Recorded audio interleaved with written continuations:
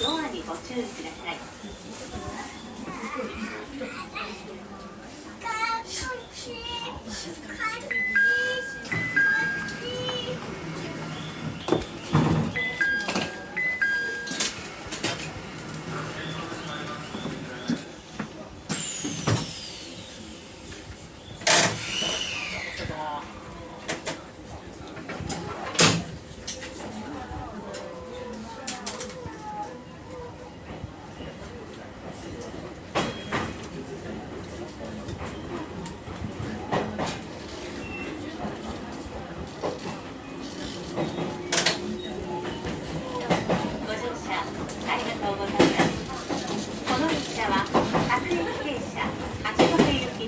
ワンナンバーです。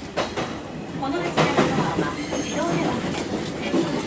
ドア横の開けるのボタンを押してお乗りください。ドアを閉めるときは他のお客様にご注意ください。車内にはお年寄りやお体の不自由なお客様のために優先席を設けてあります。優先席付近では混雑時には携帯電話の電源をお使いください。それ以外の場所ではマナーモードに設定の上、通話はお控えください。皆様のご協力をお願いいたします。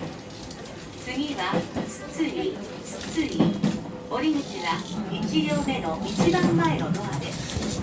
釣り線のいらないようにご用意ください。